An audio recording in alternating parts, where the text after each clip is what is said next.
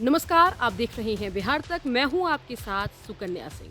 सम्राट चौधरी अब बिहार बीजेपी के प्रदेश अध्यक्ष बन गए हैं। 2024 के लोकसभा चुनाव से पहले जेपी नड्डा ने संजय जायसवाल को हटाकर संजय जायसवाल की बिहार प्रदेश अध्यक्ष वाली कुर्सी सम्राट चौधरी को दे दी। बता दें कि सम्राट चौधरी को यूं ही नहीं संजय जायसवाल को हटाकर बिहार बीजेपी का प्रदेश अध्यक्ष बनाया गया है।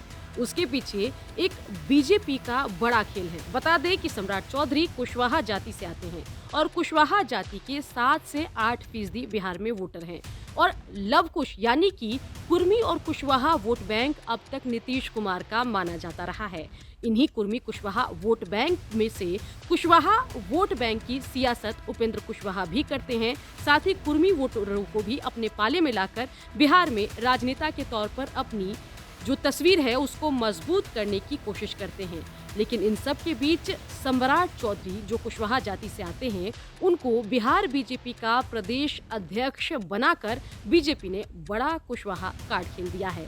बता दें कि कुशवाहा जाति की आबादी 7 से 8% तो है ही, लेकिन यादवों के बाद ये बिहार की सबसे बड़ी जाति है। और अगर सम्राट चौधरी के बिहार बीजेपी के प्रदेश अध्यक्ष बनने के बाद ये जाति बीजेपी का वोटर बनती है, बड़ी संख्या में कुशवाहा वोटर बीजेपी की तरफ शिफ्ट होते हैं, तो इससे बड़ा नुकसान नीतीश कुमार से लेकर उपेंद्र कुशवाहा के साथ साथ महागठबंधन का होगा और बड़ा फायदा भारतीय जनता पार्टी को आगामी लोकसभा और विधानसभा चुनाव में हो सकता है। बता दें कि कुशवाहा जो है पिछले कुछ समय से बिहार की सियासत के सेंटर में है। चाहे उपेंद्र कुशवाहा का खुद को जेडीयू में शहीद बताकर जेडीयू से बागी होने का मामला हो या फिर जगदेव बाबू की जयंती मनाने का ही मामला क्यों न हो। साथ ही आपको बता दें कि नीतीश कुमार की पार्टी जेडीयू जो है अपने बुरे दौर से गुजर रही है। नीतीश कुमार भी धीरे धीरे बुढ़ापे और रिटायरमेंट की तरफ बढ़ रहे हैं। ऐसे में जो नीतीश के कुर्मी कुशवाहा वोटर हैं उनको अपने पाले में लाने की कवायद में हर पार्टी जुटी हुई है। एक और तो आरजेडी जेडीयू के साथ हाथ मिलाकर उसके कुर्मी कुशवाहा वोटर को जेडीयू के बहाने अपने पाले में करना चाहती है।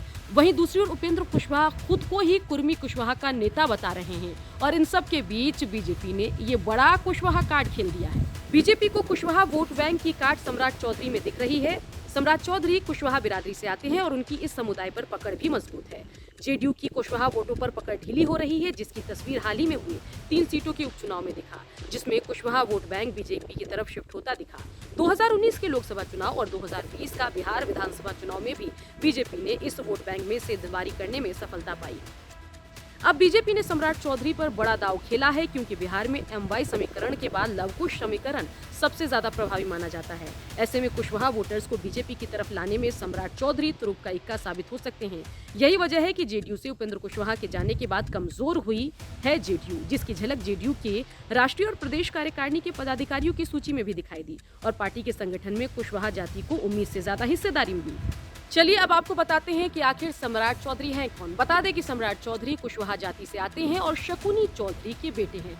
शकुनी चौधरी कुशवाहा जाति के जाने माने नेता हुआ करते थे और उन्हें उपेंद्र कुशवाहा से भी बड़ा कुशवाहा जाति का नेता माना जाता रहा है। आपको साथ ये भी बता दें कि सम्राट चौधरी एक दौर में आरजेडी के साथ भी हुआ करते थे, लेकिन पिछले कुछ समय से वो बीजेपी के साथ हैं और बीजेपी ने उन पर कई मौकों पर भरोसा जताया है। ऐसे में एक बार फिर से सम्राट चौधरी पर बीजेपी ने उनको बिहार प्रदेश का अध्यक्ष बनाकर भरोसा जताया है। सम्राट चौधरी भी 40 में से 40 लोकसभा सीट जीतने का दावा कर रहे हैं, लेकिन देखना होगा कि इस कुशवाहा कार्ड का बीजेपी को आगे चलकर लोकसभा और विधानसभा चुनाव में कितना फायदा होता है। बिहार की खबरों के लिए आप देखते रहिए बिहार तक।